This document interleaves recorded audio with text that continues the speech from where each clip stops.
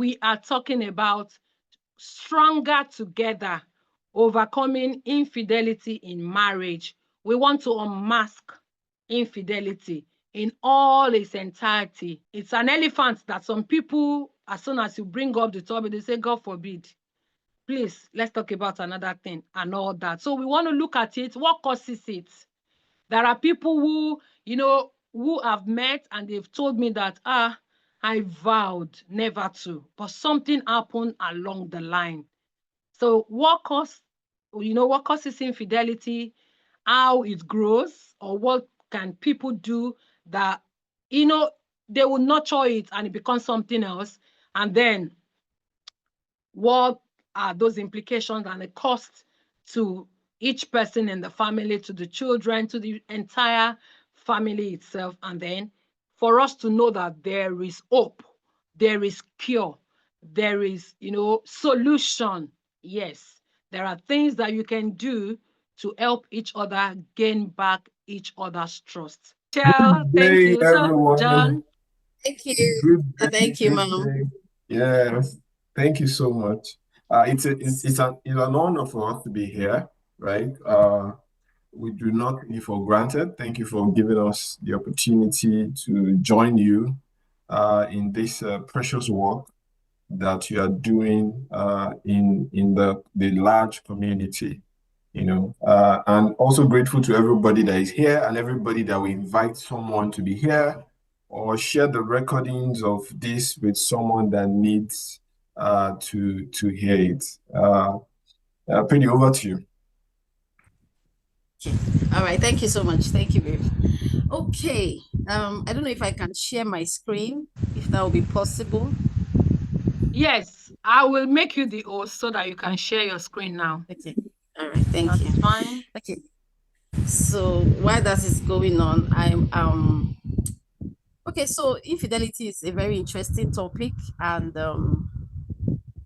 it's something that's so Uzamaka, I think you can share your screen now. Yes, I can. Thank you. It's on slideshow. Okay, great. Thank you. Okay, so infidelity is something that is not talked about much, and in fact, we found out that a lot of the time when a couple goes through this, they don't want to go for counseling, especially the offender. So you'll be hearing a lot of offender and offended, and most times you just want to say, oh, please just forgive me, let's move on, I'm sorry. And you find that doesn't work, and usually the marriage begins to spiral down from there.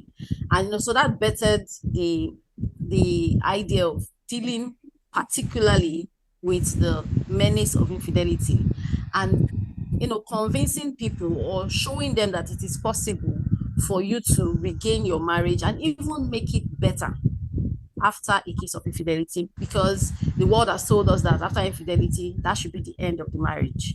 A lot of people say that to me, that, oh, that's the deal breaker and all that. But, as Christians, which I want to believe a lot of us here are Christians, we understand that God doesn't like divorce. So whatever it is you can do to see that your marriage works, then so please feel free to go ahead and make that happen. So that's the whole idea for infidelity recovery. So thank you again, Madam Bethel, for this opportunity.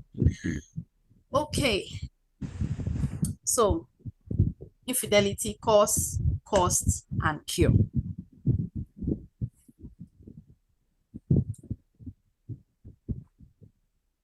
Okay, so what is infidelity? I could say that infidelity is simply defined as the action or state of being unfaithful to a spouse or partner. And sometimes we think that, okay, this is just maybe I had sex with someone and all that, but infidelity is way beyond just the act of sex with someone else. Infidelity is basically anything that violates the boundaries of your marriage or your relationship and results in a breach of trust between the both of you. So you could say that for some certain couples, some certain things might not be an issue. some certain things might not be an issue. But for another set of couple, because of the standard that they have, something that looks minor to another person is actually a breach of trust and begins to birth something that kills the intimacy in that marriage.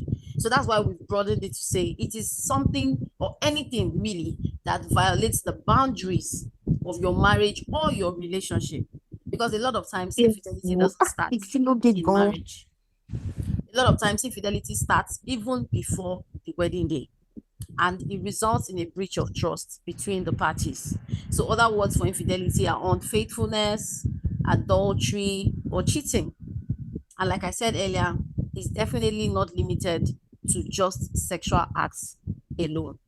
So we're going to be delving in deeper to understand exactly what infidelity is, because once we understand it, then we can be able to deal with it. Okay, so next slide. Okay, what constitutes infidelity? All right. Just to break the ice, if there's any ice in your area, we'll be, before going into what constitutes infidelity, right? We have a very short story, and while I'm dropping the very short story, I would like us to chat on the group chat, right? Drop your status, whether you're married, whether you're single, whether you're engaged, divorced, as the case may be, and your location. So your status and your location. Then give us your answer, what your answer is. The short story goes thus. Alicia was a pretty young lady who got married to a gentleman called Timmy. Timmy is from a Christian home. Alicia is from a normal, moral home, right? But unfortunately, Alicia has anger issues that she has not dealt with. And these anger issues started showing up from the very first day of marriage. This anger issue deteriorated into poor communication, deteriorated into rancors, and eventually deteriorated into lack of sex between her and Timmy. Eventually, Timmy was encouraged, to hang out with his friends, and he met another young lady called Jennifer. Jennifer is from a polygamous home. Jennifer hasn't really known anything called true love. She met with Timmy, they spoke a couple of times, and eventually, Timmy ended up in Jennifer's bed, or Jennifer ended up in Timmy's bed, whichever way you want to put it. Now, the question is, who is at fault?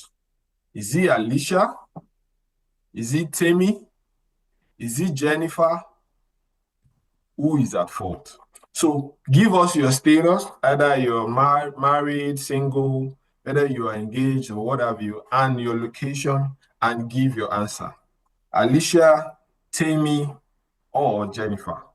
Who is at fault? So yes, so let's delve into what constitutes infidelity. Infidelity takes many forms, just like my wife said a few minutes ago. It can be emotional and it can be physical. Many times, infidelity has started, some infidelities are, if you can use that word, are older than even the marriage, because they've been planted, they have been receiving watering, even before the marriage happened. And sometimes they are with some distant or old friend, school friend, and what have you. But further into it, as the slide says, any sex with anyone who is not your spouse is infidelity. Now, all the things that lead to sex is also part of infidelity. Texting is also part of it. Flirting is also part of it. Making little comments to someone else, or provocative comments to someone else, having provocative discussion, detailed discussion, exchanging pictures, videos with someone else is part of it. Because the same thing, this communication, these exchanges, these touches, this texting, this spending time, that is required to build a marriage, that is required to build a relationship, are still the same materials that helps to perpetrate infidelity or affairs. So anything at all in this light concerning infidelity. Now, because the enemy that we're dealing with is not joking with us, right? There is a gray area. So a young man will tell you that, oh, there's no big deal with me chatting anybody of the opposite sex, in as much as I don't have any bad thing in my mind towards her. Is your wife okay with it? And vice versa. I can chat with any man. I have a pure heart, as a lady. Is your husband okay with it? Because anything that deteriorates the trust between you and your spouse is already leading you to infidelity. And even if it doesn't end up in physical cheating, it might have led to emotional cheating, where you are now so tied with this person, where you are using a good amount of your processing space in your brain, in your finances, in your time on this person, rather than investing 101% of that on your marriage and your relationship or on your own family. So these things are the things that constitute infidelity, and we need to be very smart about them. We need to be very smart. If you are not very smart, and smartness also means that you need to expose them, the slightest sign of them, but don't let me be ahead of myself. These are the things that constitute infidelity. Over to you. Okay, thank you then. Okay, so we've looked at what constitutes infidelity. Now we're looking at the causes. What can set you down on the path to infidelity? And number one, top of our list here is cheating on God. What does that mean? If you recall, in the Old Testament, a lot of the times when God was talking to the Israelites and talking about idolatry, God was always actually talking about infidelity. That was infidelity. So them committing acts of idolatry was actually adultery. So they were cheating on God, whom they had a covenant with. So as a single person, when you start having sex with somebody that you are not married to, you are cheating on God.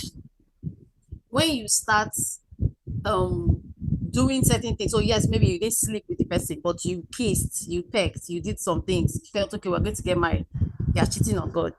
When you are spending less time with God, your devotional is suffering, your quiet time, you're not having it, you're missing out on time out with God. You are spending more energy on other things are taking the place of God in your life. You are cheating on God. So I want to announce to you that if that is your pattern, if that was your pattern as a single person, or is your pattern now as a single person, and now you're married, chances of getting into infidelity is pretty high for you. So you need to be extremely careful with that. So if you are still there, you're still single, this is a time to make a turnaround and begin to work on your relationship with God. The second thing is a lack of intentionality and accountability. When you have a couple who do not take out time to say, we want to be faithful, how can we be faithful?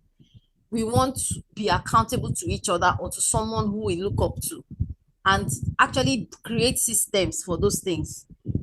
You know what they say? When you don't plan, it means you're actually planning to fail. Because the truth is, there was a time when fidelity was something that was almost easily achievable, right? Because everybody knows your movement. You go to work, you come back, you're with your family. The problem you have self is more than enough. You don't think of any other thing. Everything was okay. People dressed decently. Co-workers respected themselves. Married people were considered decent people, and everybody behaved themselves. Now it's not like that. Just take your phone, open social media. You will see crazy stuff. You will question your Christianity. So if you don't now say, let me be deliberate about, my intention to be faithful, you can leave your house. Let me give you Jesus. You can pray in the morning and say, thank you, Jesus, and have devotion, and go out. And before you come back, infidelity has happened. There are different types of infidelity. One of the type of infidelity is accidental affair. Most people never planned it. But guess what? They didn't plan not to have it. So when the opportunity came, they fell like a pack of cards. So intentionality is very important. And that's why we call it a fidelity plan, a plan to stay faithful. If you don't have it, then you are on the path to infidelity by autopilot. Another one is unmet emotional needs and gaps. When a couple married but are not meeting each other's needs, then they are leaving a gap for the enemy to come in. When you are not speaking my love language, you're not, doing anything for me, you are emotionally absent. I'm not getting what I need from you. I can't talk to you. We're not intimate. We don't share anything. There are gaps. And the day the devil sent someone to fill that gap in the life of one of the spouses, that is the beginning of the end. And those kind of relationships are even worse, because you find out that the person will just say, I'm in love with this person. I don't even want to come back.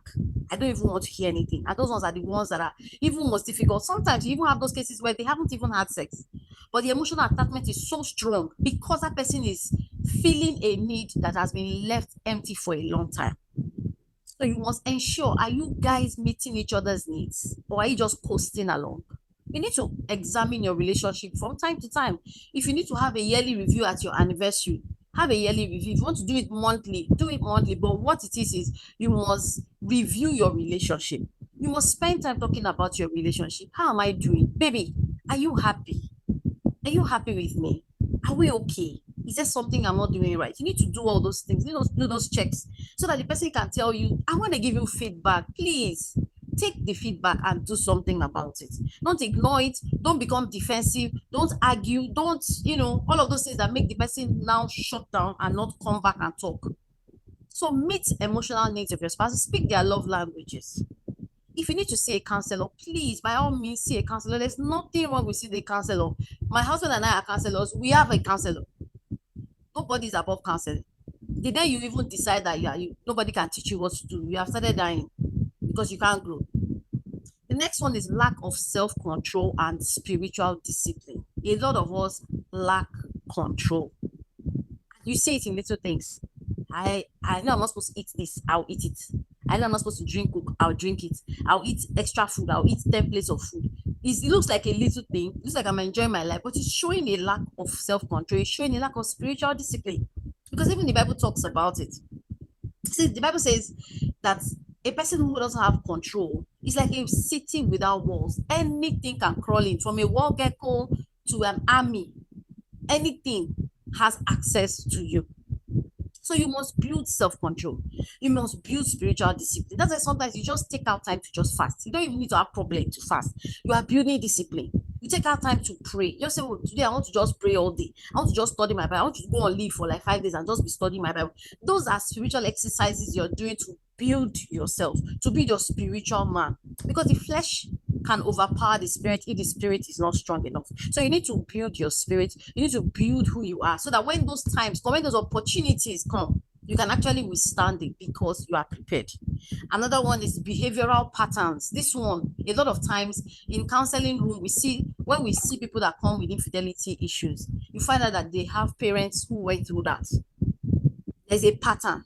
The Bible says that the parents have eaten the sour grape, but it's the children's teeth that are set on edge. So a lot of times we are fighting battles that our parents did not finish fighting. So we have our battle, we are also battling the one our parents did not finish. They handed over to us as a legacy. So you see somebody whose parent had polygamous issue, they are struggling with it, or they were philanderas or one thing or the other. Trust me, every single person who has come to the counseling room will tell you that, oh, there was something like this in my father's house. There was something like this in the place where I was brought up. And that spirit has come. So there's a pattern. If you don't deal with the pattern, it will deal with you. So as a parent, one thing I tell people when they come for counseling like this, and the woman or the offended wants to give up, and they have children. I say, you have children, you have boys, you have girls. Do you want them to follow this pattern? If you don't win this war, you are just automatically handing the baton to them to fight. Do you want to leave that legacy for your child? And finally, we have wrong associations. You find out that people say, oh, I'm having lustful thoughts, I'm having lustful issues, or maybe I'm struggling with masturbation or struggling with pornography.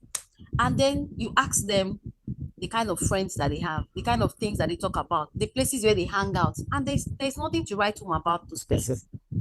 You can't say I'm having issue with pornography or masturbation, but you visit strip clubs, or you hang around people that dress indecently, like you are okay, you're okay in their presence, or you find yourself in bars and all those places where those kind of talks come up, your spirit is being affected. So definitely those wrong associations will affect you. You're not protecting you're not guarding your gates. So your eyes are seeing, you're watching movies that they're not supposed to watch, erotic movies, crazy movies that show all those kind of things. They put pictures in your head, and then you wonder why you are struggling with thoughts of infidelity. As a single person, there's some things you should not be reading. They will stress you. They'll stress your life. So whoever you are, whatever you are, if you want to avoid the causes of infidelity, you need to watch what you see. Especially men, what you see is important. What you hear as a lady, important. What you take in, your music, the kind of music, your playlist, the things you listen to, they affect you. They affect you. So you need to be careful the kind of association you have, because it will determine the path that you will follow. Remember the story in Proverbs where Solomon talked about a young man that was going on his own, and a lady beckoned on him. He went. Even though that lady was a lady of shady character, the minute he went and listened to her and looked on her, what happened? He was led like a piece of bread to his death. So the associations that you follow, the associations where you hang out, what you do, the things you read matters a lot and determines if you will find yourself walking down the path to unfaithfulness in your marriage. So these are the causes that we've been able to outline. Over to you, babe. Next slide. All right, well done, well done. If you feel that my wife is doing great, please type she's doing great. I'm learning something. She's doing great. I'm learning something. Type it in the comment section so that encourages us and wakes you up.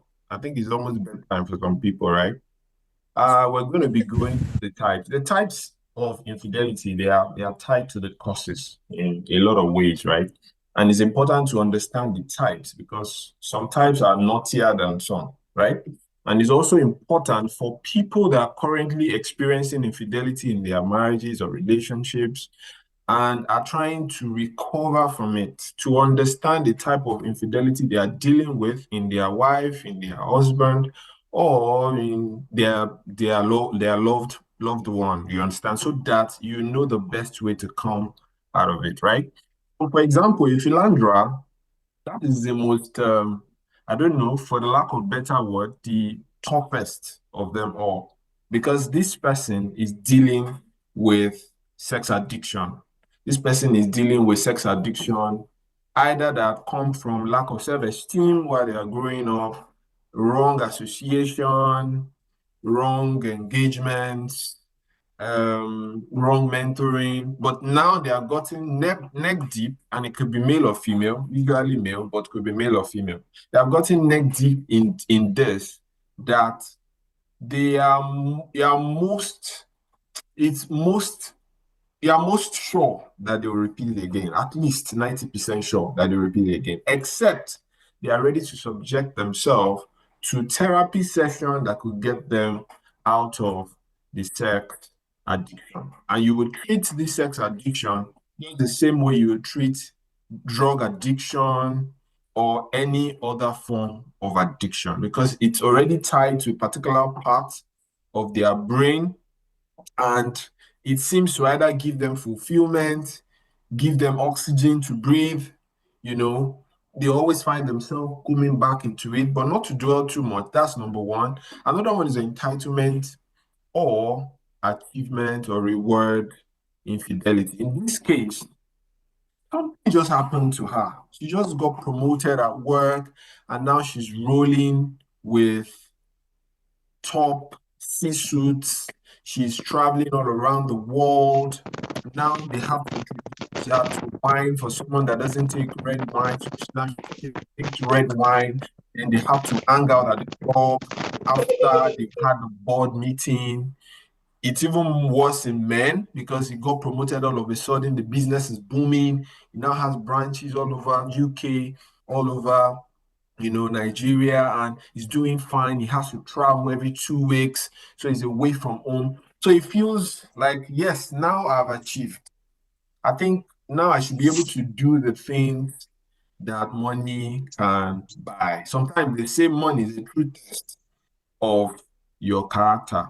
That is what causes this. And a lot of this also be caused by number one, not even having regard for God. Because anyone who has regard for God probably will struggle or fight, with this. Another one is lack of self-control. Now, tied to lack of self-control and spiritual discipline is preparedness. A good number of times, we're not prepared. The book of Proverbs described that young man that my baby girl mentioned that was enticed into a house like a lamb that is taken to slaughter. It described him as simple. Simple is like is best described, so you understand. It's like unprepared. For the lack of better word, harsher word, is brainless. Like this person does not know what is going on. A lot of times, for the benefit of some men that will be opportune to hear this and those that are here now, a lot of times they say, you think you are the hunter, but you are the one being hunted. You think you are the one that is gaming everything and I know how to play this game. I can get this girl. The girl has seen you from day one and has been planning to get you like a precious soul. So at the end of the day, you are not the one that was hunting. You were the one that was hunted, despite the fact that you feel that you did it. So, but let's move on. Emotional affair. In this case, there's an emotional gap that is not being filled up. Now, it goes both ways, right? So if, for example, in a relationship, I notice that there's an emotional gap that is not being filled up for me, I feel that my emotional tank is getting low.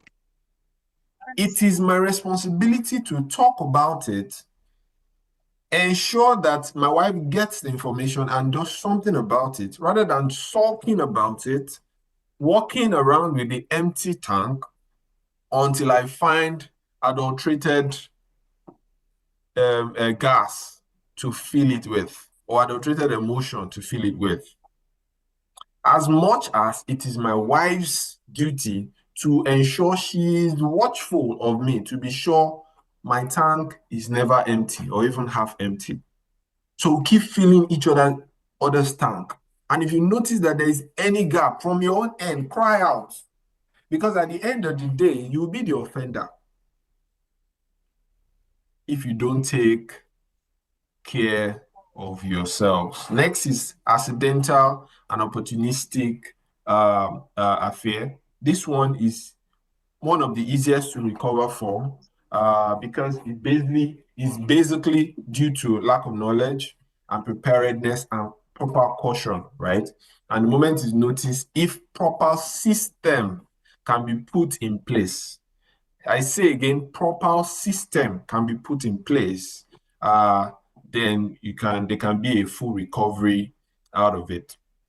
And then intimacy or conflict avoidance, when you're just trying to avoid conflict, you don't want to talk to your spouse, everybody's avoiding. You send your child, I go and tell your mommy that I want this. The mom to send the child, go and tell your daddy. You're just avoiding each other and leads to affair or exit affair, where you actually go to cheat because you want to end the relationship or the marriage.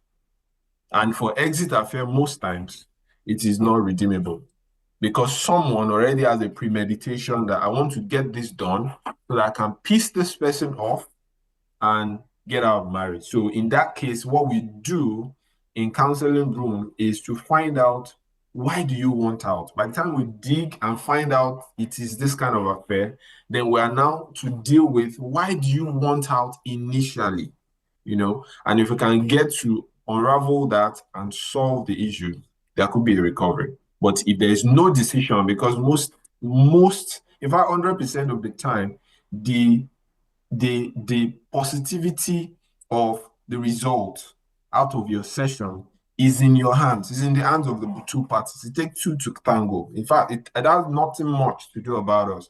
Ours is to give you the tools, is to give you the methods, is to shine light on the issues, and then guide you on to how to deal with it. If you are ready, then it will work out. Now, I want us to do something very light before we go to the next slide.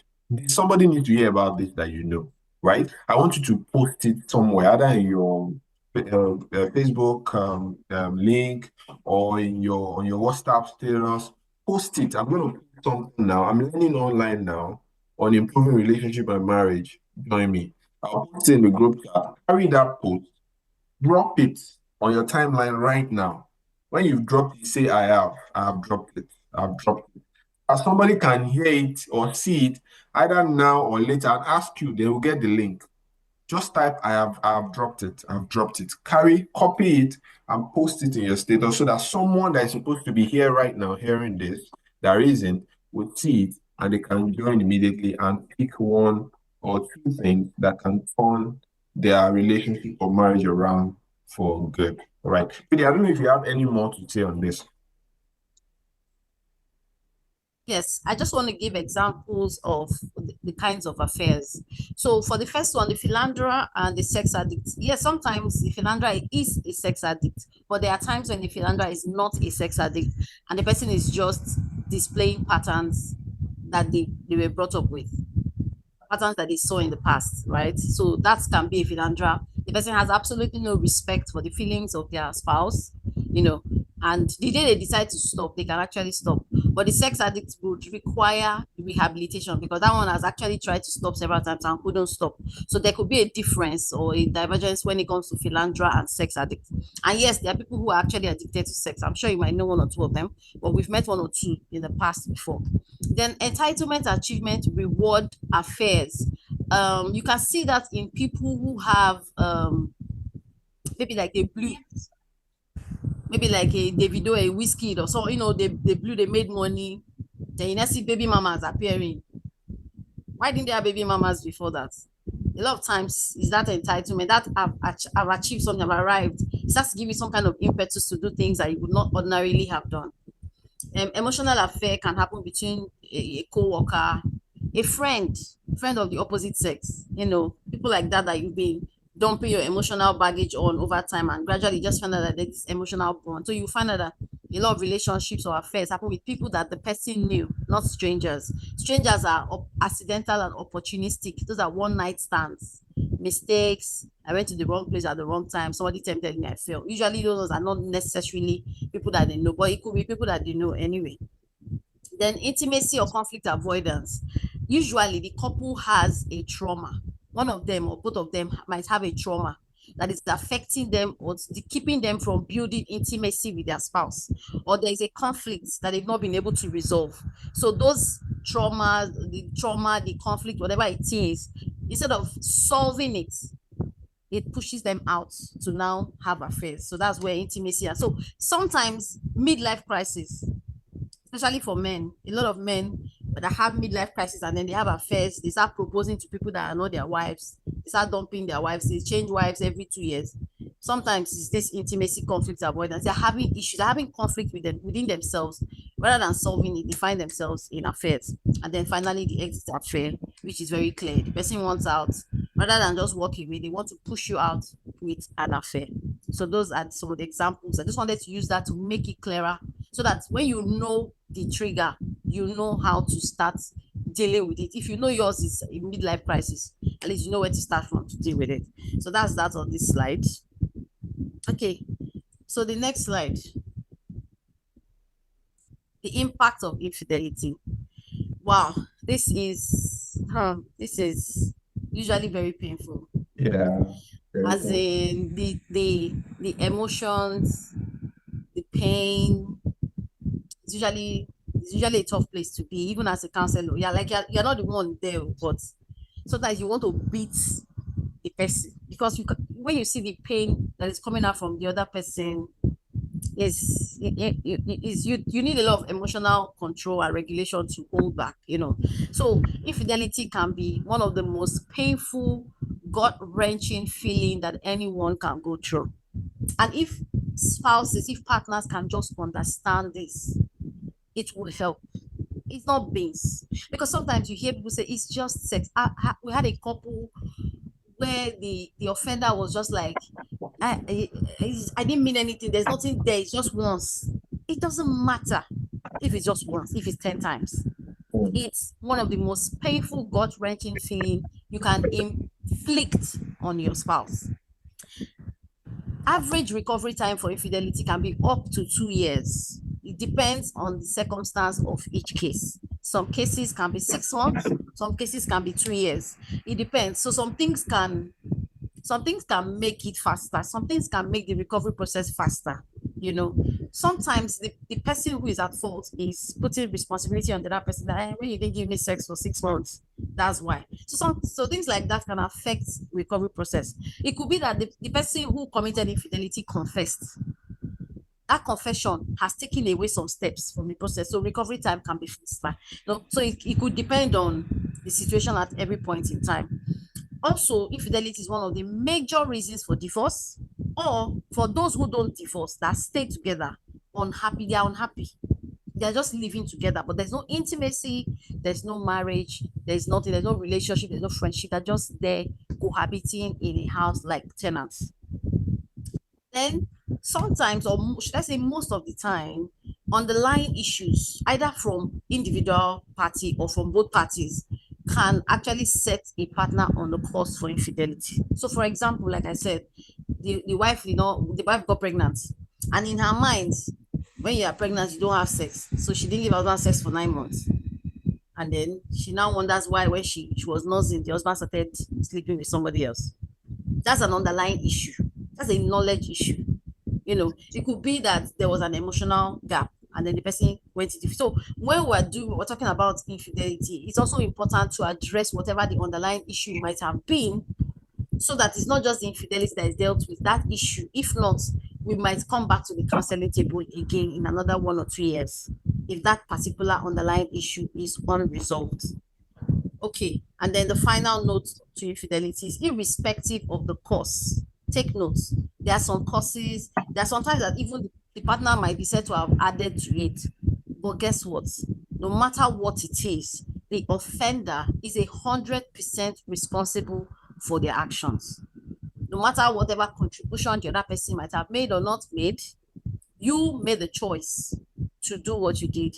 So you must take 100% responsibility for your actions, because your actions cannot fly on the wings of another person's inaction or omission.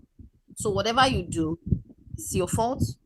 It's not your fault. Whatever story ever it is, it depends on your response to whatever was done to you. So you have control over your own action, not over another person's action. Okay, so babe, do you want to take the other part, the impact? Yeah, I was hoping to be able to. Thank you for giving me that. Okay, so some points that you mentioned, I noted down. You mentioned, if you heard, you mentioned if you confess, right? It helps to make the process of healing and recovery shorter, right? So I'm saying to you today, dear woman, dear man, confess, don't be caught. Confess, don't be caught. Like I said at the beginning of this webinar, some infidelity are older than the marriage. Confess. There are about 1 or 2 that we dealt with recently, and it can be painful when you are finding out that an affair has happened even before you got married. It can be painful. It can be painful. But it is even worse when you have to find out, either as a man or as a woman. It's even worse when men find out. I think men, there are a lot of things that we cannot bear that ladies can bear, right? It's painful, more painful when you find out rather than it is being confessed to you. So you can use the help of an infidelity recovery counselor. You can contact us. We can help out in you getting that confession done, because some confessions too can lead to death. They can lead to knife being used on you. They can lead to gun being used on you and the person you hurt, you offended. So you need to do it systematically. But either ways, confession is important, because if you do not confess, you are held by the chains of that act for life throughout your marriage, or it will deteriorate that marriage until it ends it. And an average person here is maybe 50. Average person 40, I might even be going too far to say 50, but let's even say an average person that is on this webinar that will have the opportunity to see this webinar is 50. It means you still have about 30, 40 or more years to spend with your spouse. Why do you want to spend that with some hidden, stupid secrets that can be exposed and let go for life? So you need to work on that. Then the second thing she mentioned is the underlying, when she was talking about the underlying issues, such as a woman that got pregnant and then said there is no sex for 9 months. Sex during pregnancy is about the sweetest sex. It's about the sweetest, except you only need to find a way to go about it. Find the position right and you enjoy yourself. So please, it isn't. Except if it's such pregnancy that has some medical advisory, and you can go to your doctor to get clarity on that. So please don't set that man on unnecessary fire because of pregnancy. Both of you can work together in the best way possible. So going straight to the impact of infidelity. The impact of infidelity cannot be overemphasized. It can't be overemphasized. Before we even get to the things that we list here, infidelity takes your concentration. In men, it's even worse. It takes your concentration, it takes your time, it takes your resources. You do not know. You do not know. So maybe as a good gentleman or knowledgeable, intelligent gentleman that is doing well in your industry, you think you are doing well, but you are not. You are not operating at your fullest capacity. Now, let's leave your industry, your business, or your career aside. Your children, you're not paying attention to them. You don't know, but you're not. Your wife, you're not paying 100% attention to your wife. The only thing you are doing is supplying the money, going out on special days when you need to go out, come back, eat dinner, and sleep. Your mind is not 100% there. And it goes for ladies also. It cheats you of a lot of attention, cheats you of a lot of concentration, a lot of exploit and achievement that you could have had together. It denies the trust between you. That's listed somewhere there. And then these other ones, sexually transmitted diseases. Sexually transmitted diseases are all over the place. Is it hepatitis, this or that? Is it HIV? Is it the little ones you don't really know much about? I would love if you would have been able to list them here, but Google is your friend. Just type on Google and see lists. All sorts, all sorts, all sorts. Then spiritual separation from God. Now, spiritual separation from God means it denies you of the confidence you need to have with God. Ask yourself or look around you or even check yourself if you have gone through it before. The moment there is infidelity somewhere, either it's emotional infidelity or physical infidelity, it's difficult for you to even hold hands with your wife and say, let us pray. We need to take charge of this particular situation. That's when sickness starts happening with the children and you don't know how to deal with it. Even though you have HMOs all over the place that are supposed to take care of their health, they are telling you, oh, they can't find the solution. That's when some projects you're supposed to work on is not working, and you can't take charge and say, let's pray about this and move forward because you've lost your confidence. The enemy has denied you of that confidence with which you're supposed to go to God in prayer. So spiritual separation, physical pain, heartbreak, sickness, or even death can come into the home, into your own life, or into the wife's life.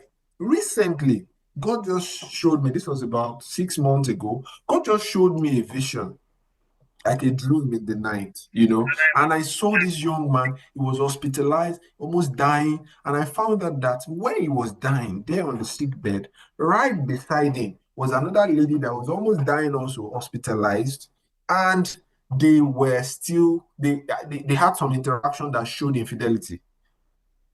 And then I woke up like, God, what's this about? Then the young man chatted me up and said, oh, he described the ailment. They need to do this surgery. They've passed this pipe through and all that. And I'm like, oh, wow.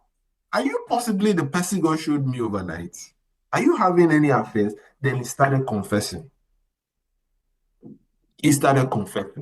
In this case, the infidelity or the affair is even older than the marriage. And it's still fresh. It's still fresh. And I told him, I said, you are losing your life gradually to this thing, this particular act. Because now You are in a situation where you're supposed to stand boldly and take charge and come out of this health issue that nobody even understands where you got into it, but you can't. You can't, because the enemy, the devil, has paralyzed your confidence to start with. So that's another one. Another one is mental ill health that can come out. This can most times be what happens to the offended. So your wife start behaving crazy. You understand? Let me not begin to mention two whatever, when I start mentioning names. Your wife start looking as if she's haggard, she's tattered, she's withered, just because of this issue. Even in cases, there are some cases where the offender is even it begins to start making errors in business, errors in the office, because they are dealing with this infidelity case that have now been revealed. Either he got caught or he confessed it, and they are not out of it yet. Many times, infidelity leads to divorce, especially in the Western world. It leads to divorce. It can be an attack on the family unit, definitely an attack on the family unit. In the example that we gave at the beginning, for those that didn't join, there is an Alicia, there is a Tammy, there is a Jennifer. As much as the story went, Jennifer was suffering from an attack on family unit. That's the reason why it was easy for Jennifer to find Tammy, another person's husband, and follow him up. So it attacks your family unit. It goes down the lineage without you even knowing. Without you even knowing, right under your nose, your children have started masturbating, your children have started patronizing pornography, your children have started patronizing prostitutes. Real life story, Salma. Real life story. It can lead to murder. We have had people that kill themselves. Let me cut his manhood off and kill myself. It has happened. Real life, there are some you know about. It can cause creation of patterns. So you start seeing this pattern in your son, you start seeing this pattern in your daughter, the daughter start behaving loose, the son start getting controlled by his manhood.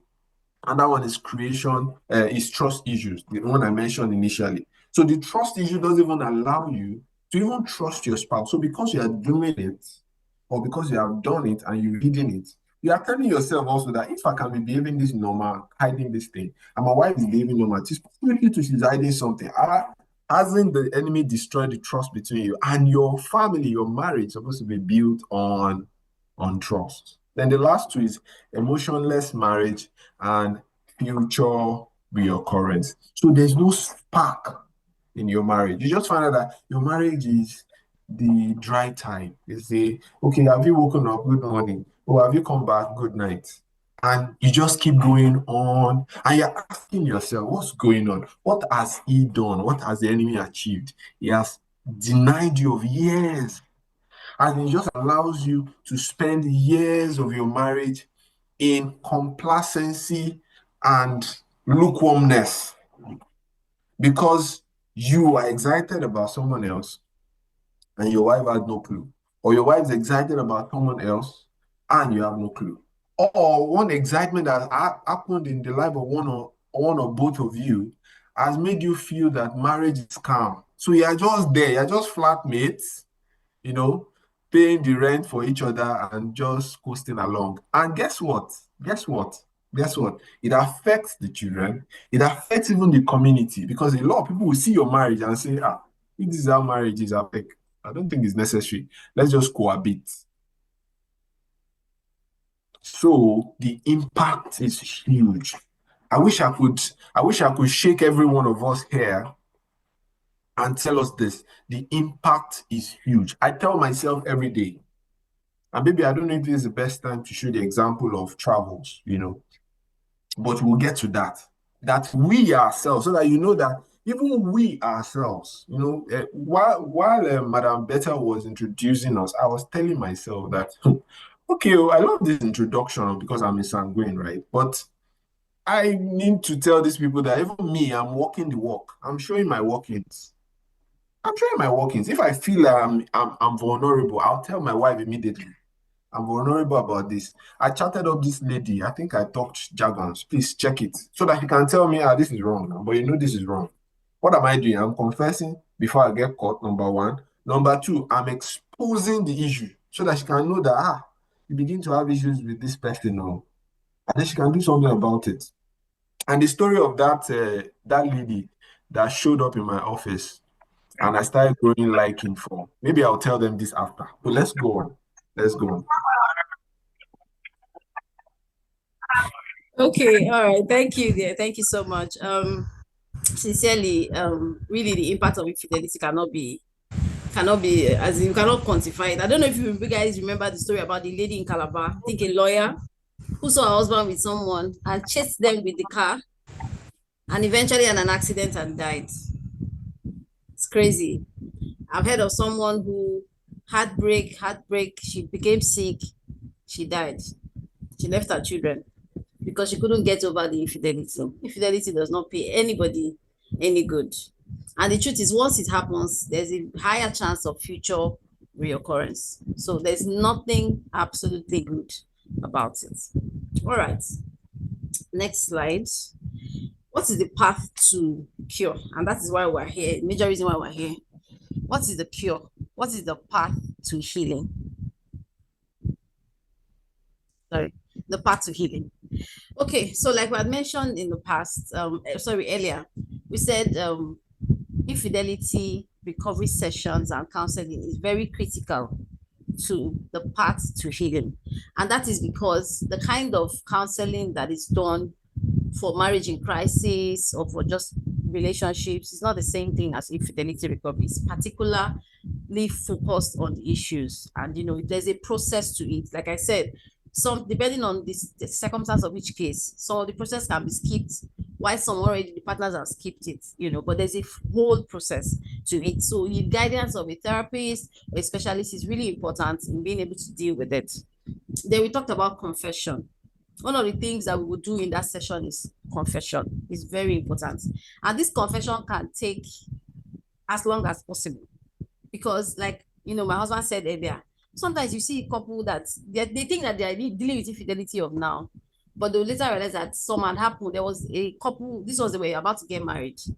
And then a few weeks to the marriage, the wedding, they started having some issues. Before you know it, confessions came here and there. And then before you know it, there was one infidelity like 6 months ago. There was one 2 weeks ago. It was just all over the place. So sometimes confession can take a while, depending on what should be brought up.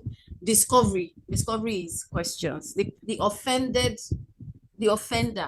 that this is the session for the offender. The person has all the time, as much as we can give, to ask questions upon questions, demand explanations, basically doing a lot of discovery, because all of those questions are going to bring out, it's going to give an opportunity for expression. We're going to give an opportunity to let out all the hurt, so discovery is also important. Then we'll also look at apology. Everybody has a different apology language, so we're going to be using that to help in the process. We don't just want you to come and say, oh, sorry, just forgive me now. Sorry, now just forgive him now.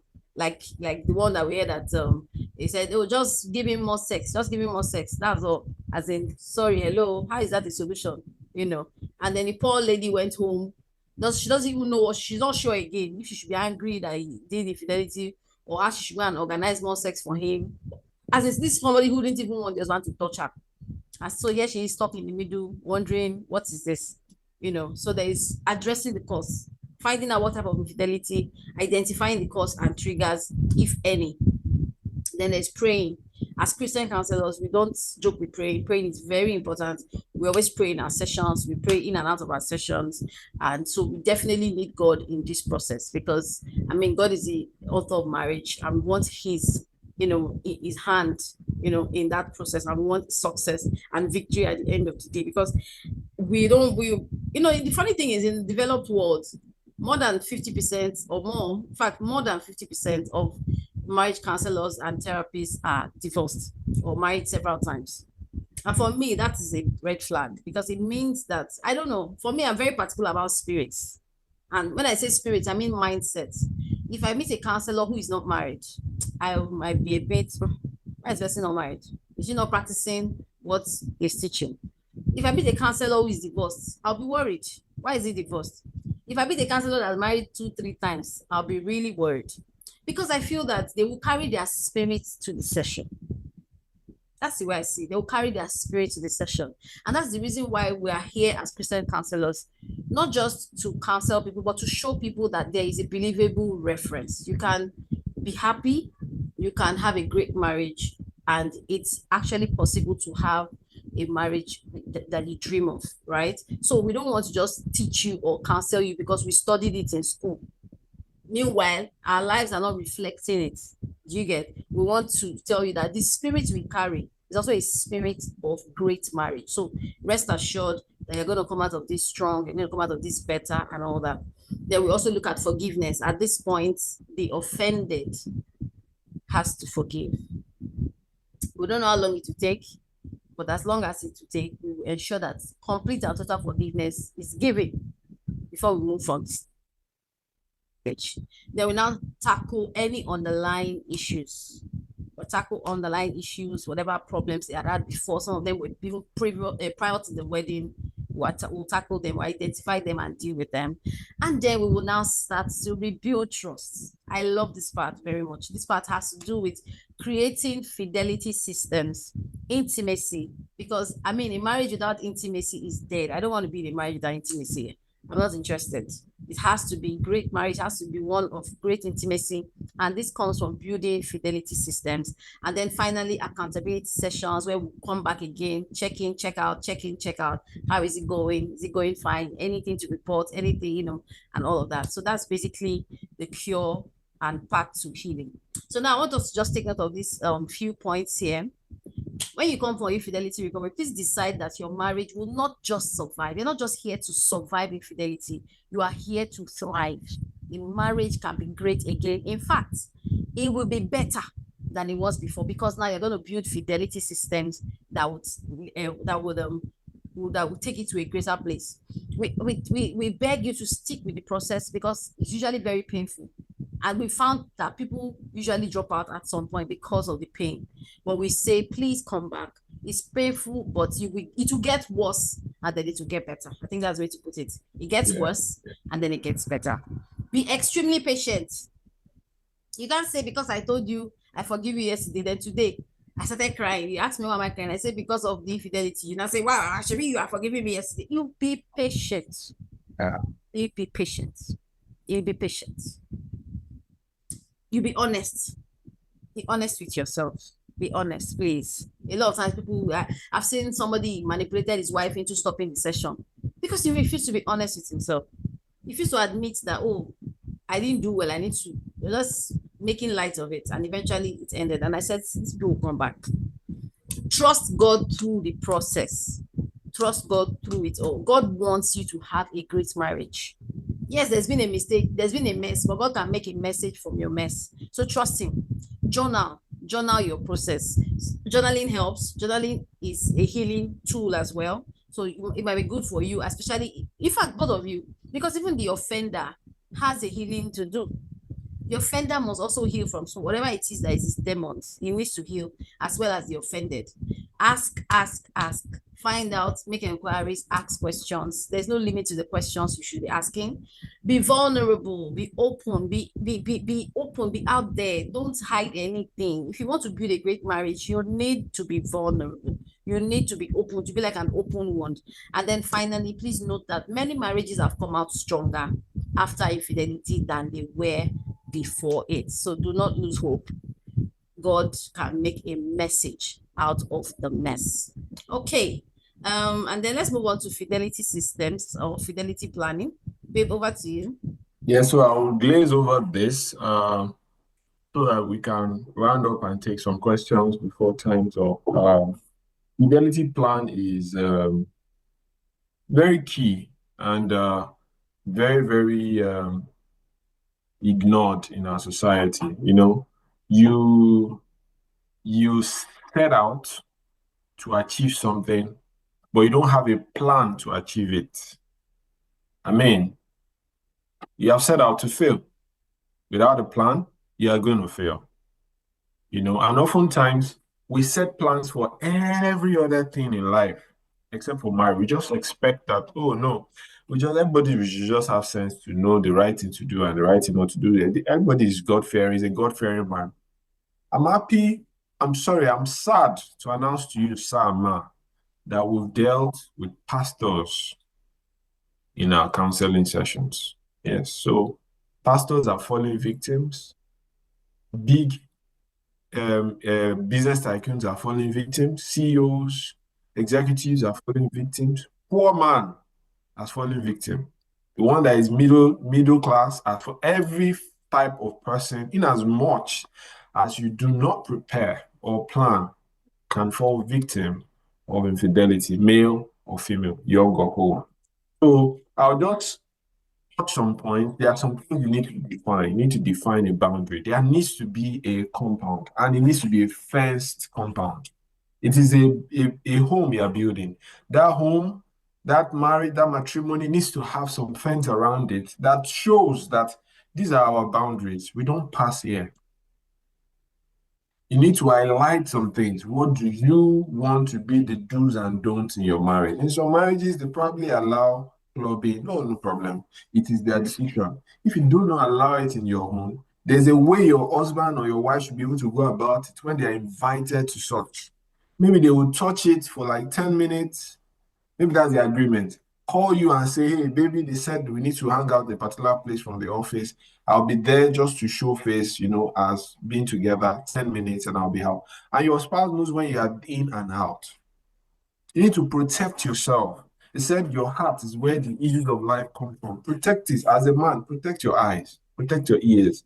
As a woman, protect what you hear, the friends around you, the things you watch. Protect it.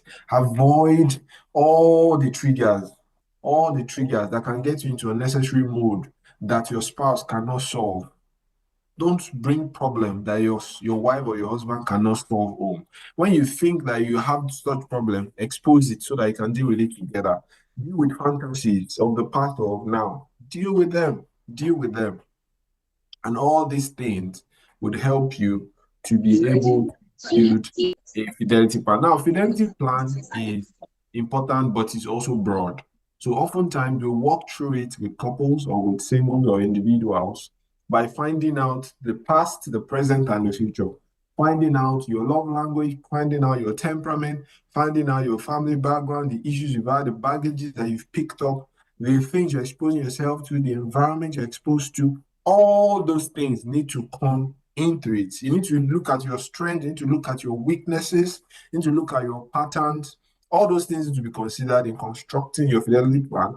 And from time to time, as couples, you can review and update as the case may be. When I had to travel to another continent for further education, we need to look at the fidelity plan we had.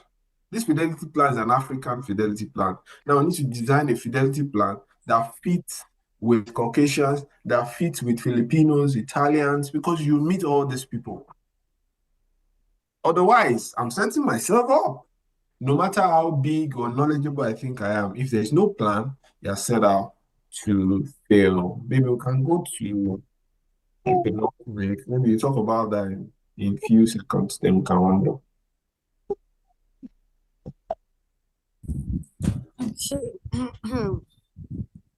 All right, so I just quickly run through this because I see that we're out of time.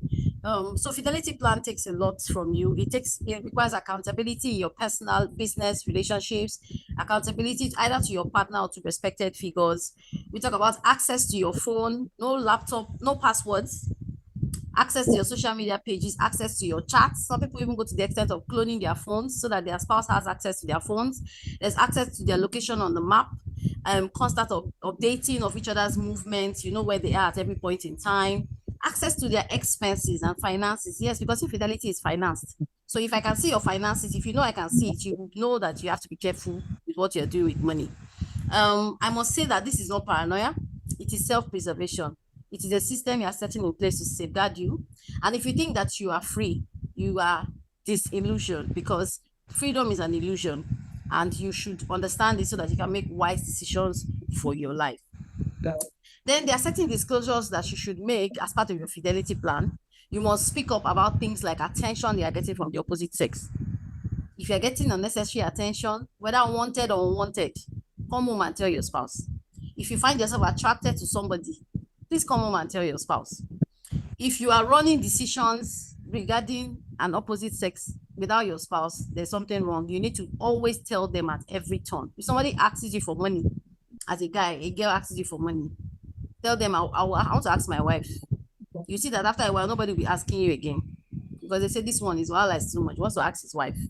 Be careful. Yes, these are some of it sounds funny, but the truth is that you are setting systems in place to safeguard yourself. You are giving details of your expenses. You are being open. You are being vulnerable. And I must say that fidelity planning starts with being faithful to God as a single person. Like I said earlier, it starts from your single days. And the truth is that vulnerability is strength. Being vulnerable is not weakness, it is strength. Sin thrives in secrecy. The minute you start keeping those details quiet, you don't let out, the devil is going to feast on you, and you're the one that will regret it at the end of the day. So when you open it and expose it to light, you see that feeling, that attraction you think you have for that person, it starts to fade away. Your spouse now knows. So that secret thing is open now. If you have never invested in this area, you are recovering from infidelity, yes, it might be difficult to open up to your spouse about those things. So yes, you might want to invite somebody who you look up to, a spiritual leader or a mentor, to be your accountability partner. But we want to tell you that the goal is that your wife is the main accountability partner. So please work towards building that trust and that system whereby you can actually talk to your spouse, to your husband or to your wife, to be that person for you. Okay. And then finally, you can also speak to a trusted counselor or recovery specialists, to help with this process. I think that's all for fidelity planning. I just want to leave this on our screens for us to read so that we can see why infidelity is a big issue now in our time. And of course, I just want to say that our book, we had mentioned earlier that we had a book. So please, if you want it, if you need it, you can also reach out as well to us on that. Thank you very much, everyone. Thank you for listening. Thank you I really hope that you got value. Yeah. I hope that we've been able to say something, we've been able to minister something to you. And of course, any questions, welcome at this point in time. Thank you very much, everyone. Wow. That was awesome. Beautiful. Quite incisive. Very, very educative as well. Thank you so very much. Thank you. Wow. I made a lot of notes as I was listening, and my notes are 1, 2, 3, 4, 5 pages, and then I did screenshots as well. Thank you so very much for your time tonight. Thank you for pouring in. Thank you for pouring your experience, your exposures, your learnings and everything to help us grow tonight. Thank you very much. So if we have questions, can we please ask? But I've got 3-in-1 questions. Number 1 question. Thank you very much. There's a lot to say, but because of our time. Number 1, what do I do in the case of emotional absence? When your wife was talking, when Uzamaka was talking, she was saying something about, not being there for your spouse, having talked to them, they are still there, and you feel like you are being deprived emotionally. What should you do in case of emotional absence and you fall? Recall that you said, my action, I am responsible for my action. But perhaps the person did that because of emotional absence. That is one. Second question, must I confess? Must I confess everything? Must I confess everything? Does it have to be everything? That's second question. Third question, if my partner accuses me of being infidel and I know I am not, how do I prove that? Did you get all the questions? Hello? Yes, I got all the questions, but they used to say ladies first now. So, Penny, you want to go first? Okay, let me start with the last question. If my spouse is accusing me of something, but I know I haven't done anything, how do I go about it? I just see that as there's been a breach of trust. And funny enough, the breach of trust might not even be from your end. Like my husband said, maybe she herself has done something in the past that is making her now begin to doubt that you yourself, you're faithful.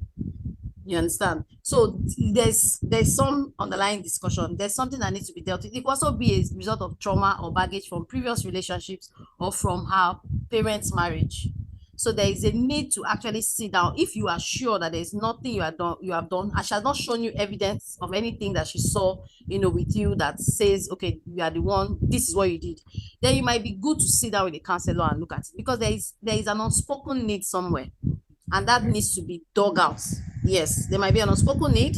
There might be some kind of trauma, baggage, or experience from previous relationships or from her parents' marriage that is coloring her gaze and making her think, oh, there's something here.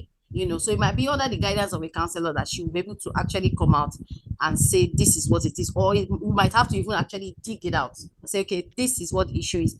Because that person might actually be the one with the issue and not even you. But because you want to work on your marriage, you're ready to make any sacrifice that is required to have that issue dealt with. So please, I would say, speak with a counselor so that it can be dealt with. Then the next question. Okay, let me answer that middle question. So the middle question that is saying, do I have to say everything, right? I know what this person feels. This person will be male or female, right? Unfortunately, it's important to let out everything. In infidelity recovery sessions, there's something we call full discovery. If you're going to have a full recovery, you actually need a full discovery. You need to let out everything, shine light on every corners so that the enemy can be exposed, because the probability that you're going to go back to the act or anything related to it in the future is higher when anything is hidden. And it could be any information. It could be as tiny as an information of, oh, I was the first to make an advance to kiss her. As tiny as that. As tiny as I grabbed her neck. Details, like they said the devil is in the details. So I don't want to talk too much, but you have to. But help is here, right? As painful as revealing everything can be, it can be made easier when you do it in an infidelity recovery room. With us, for example, would help set that mood that makes it a once and for all. You do that full discovery, you review all, and then from there you start healing. And if she asks for details later, you can point out details. It helps you to heal as a person. It helps her to start to regain trust. In fact, you might even get to a point that either your wife or husband, whoever is the offended, would say, it's enough, I don't want details again. But it's important in your own best interest to reveal everything. Otherwise, a tiny shred can take you back down the hill. Thank you. Now, can you repeat that first question again? Or baby, do you have it? Okay. Do you want me to say the first question again? Please help repeat it again, ma'am. Okay, so the first question is, when Uzamaka was talking, she mentioned something about everybody is responsible for their action. You cannot do something and you want to blame it on your spouse, say, okay, you are the cause why I've done this and all that. And the question is, what do I do in case of emotional absence? My spouse is never there emotionally, though he gives me money, he does all these things, but perhaps the person has fallen into infidelity because of emotional absence, and you are saying is responsible for that action. What do you want the person to do? Okay, so like we said, it's your responsibility. If your husband is not meeting your need or your wife is not meeting your need, there was a responsibility on you to have spoken up or to have gone for counseling. I find that a lot of times we are very reluctant to go for counseling, and I don't know why. it's the Bible says that in the multitude of counsel there's safety. So I don't. If you have issues with your spouse, if your spouse is not meeting your needs, is not feeding your tank, is not speaking your love language, please reach out for help before you get to infidelity. In this case, you have gotten there already. So now we're going to be talking about infidelity recovery.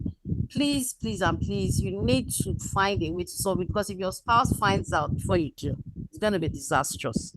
So even though it looks like they didn't do their part, you had a major responsibility to have spoken up and gotten help.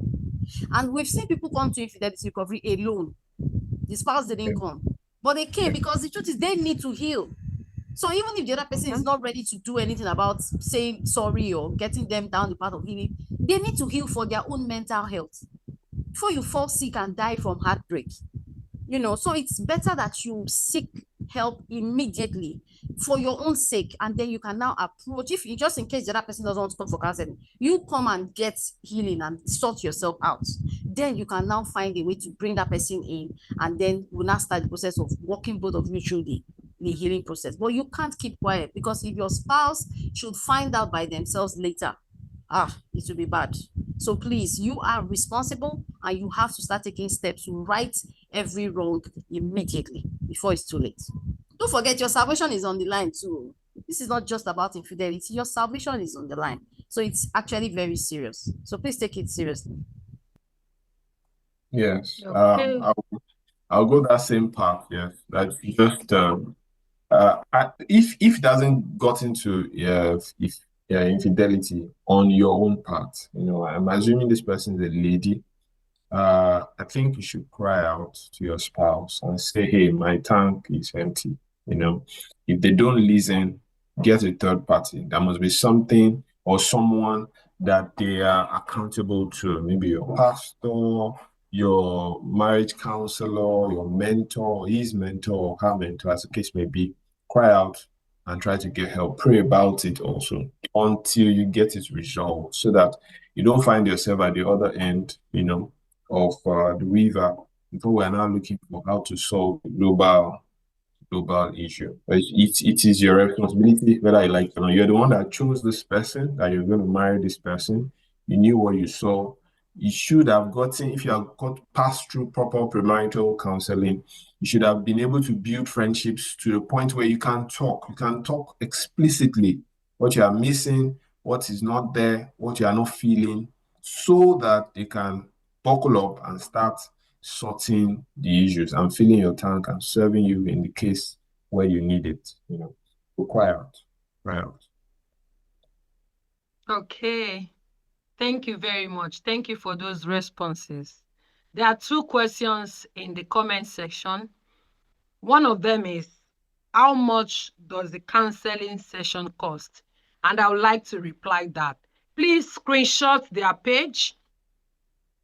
They have sent, can you post your details again so this person can reach out to you?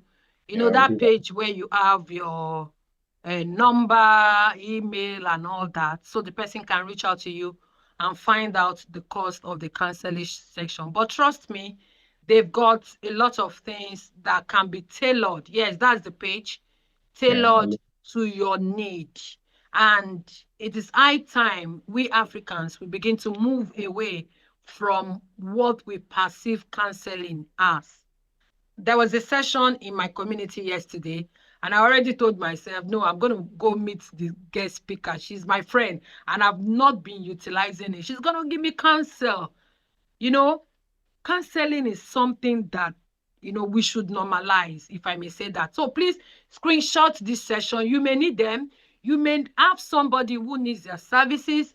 You may not people who are going through all this and they have confided in you. It will be good for you to refer them to them. And if it is you, if it is me, I know where to go at this point. The second question by my very dear friend, Adenike Dada, that will be the topic of our March edition. And she was asking about the infidelity that has occurred because of distance. The 2 partners are not around. They are not living together currently, or for a long time. So that's what we'll be looking at: distance marriages, the effect, causes, and whatever next month. We'll share the dates and every detail. So do you want to just give one answer to that so that we can round up in the next 3 to 5 minutes? How long are the couples going to stay apart? Because personally, God did not design marriage to be done in a distance. Either the distance, the physical distance, and there are some cases also where both are together, but there is a virtual distance, right? But in this That case, one is it's painful.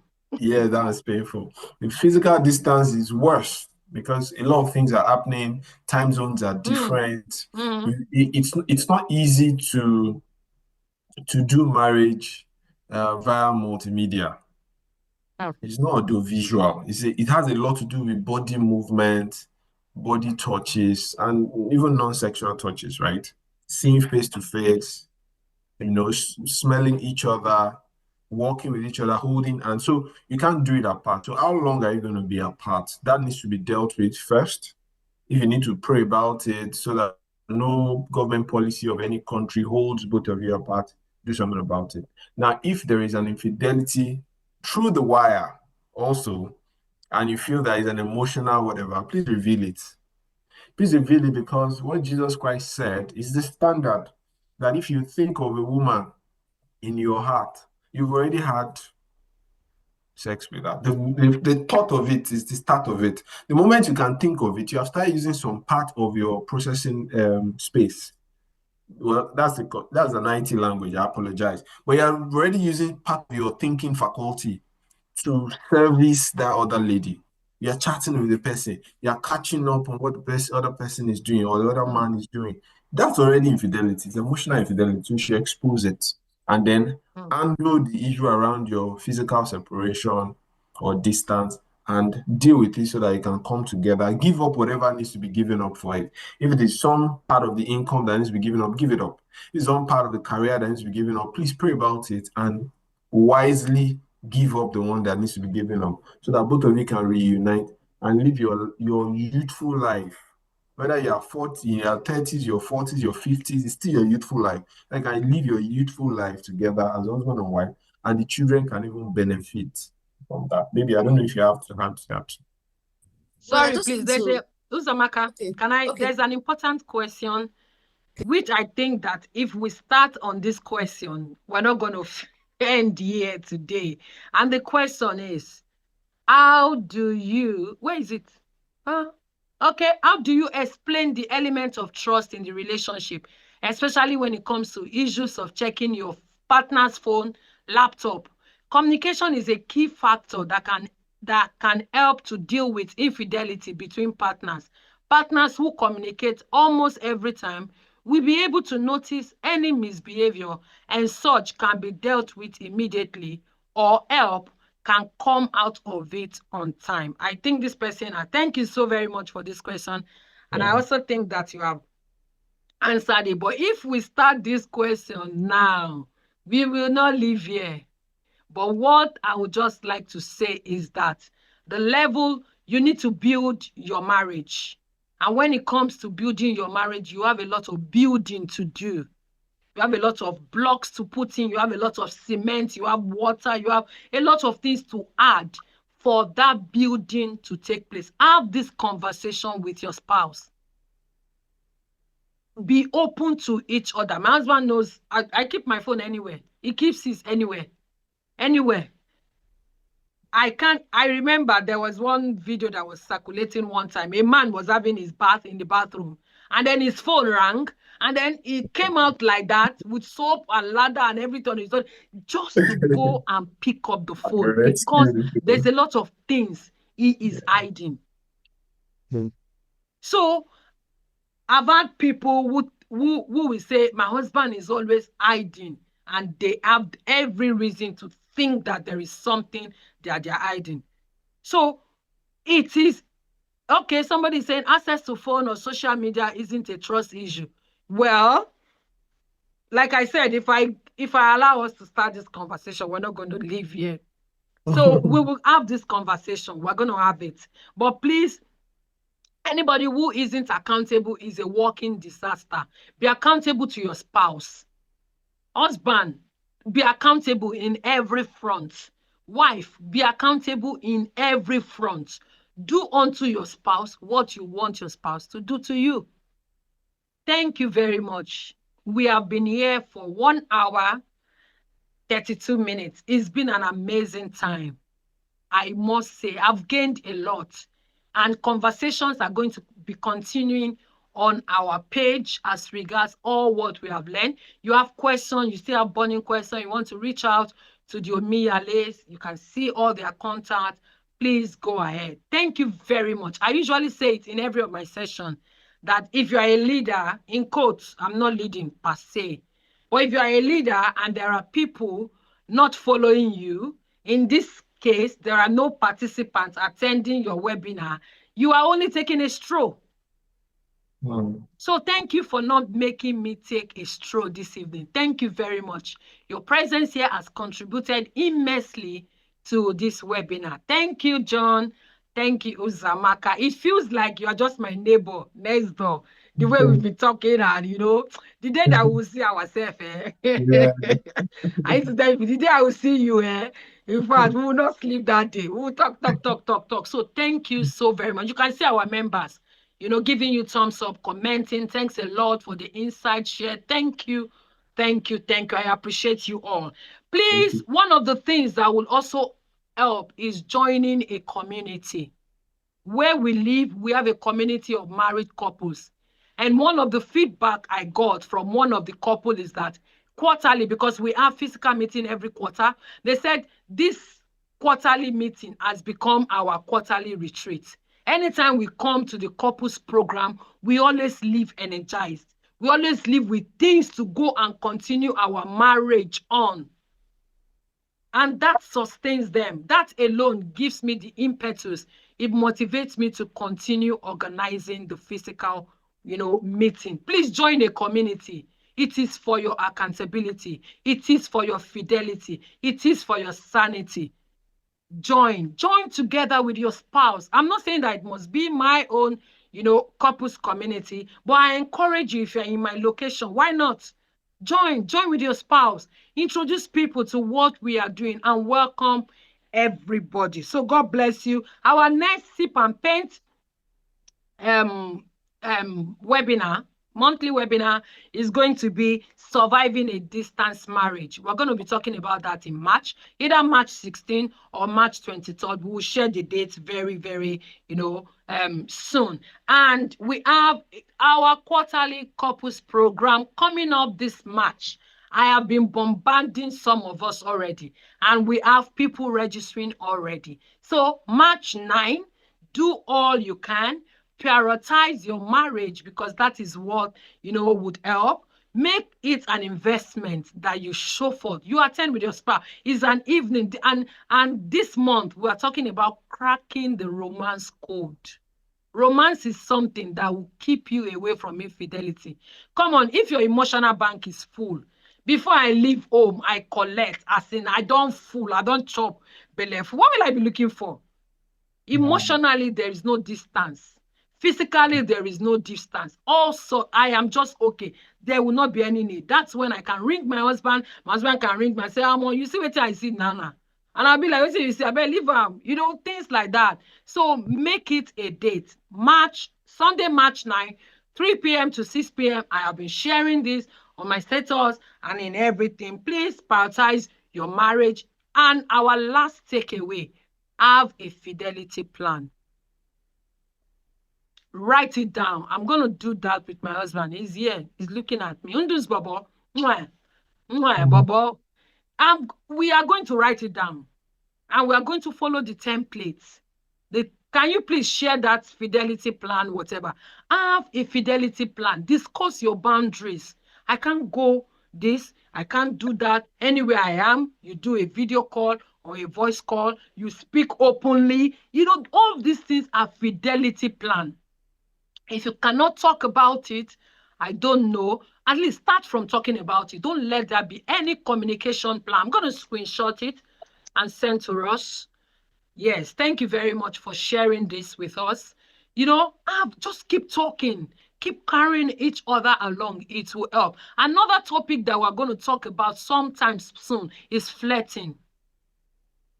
Flirting. Flirting. Through texting, through calls. Some people, the things that they can't tell their wife or their spouse, they'll be telling the other person, just all in the name of, I'm just playing with that. No, we will talk about it, because I'm getting some feedback. Some people are suffering. The things that they should be enjoying, they are carrying it out. We're going to talk about it. God bless you. I want to thank everyone. Thank you, thank you, thank you. My family members are here, the support system. Thank you so much. Thank you so very much. I am grateful. I'm grateful, John and Uzamaka. Thank you. We will see. We'll see in the yard. Thank you so very much. God bless you. Thank Till you, we come Bethel. next Thank month, you. please remain sane, remain fidel, remain loving, and keep talking. Thank you so very much, and have an amazing evening.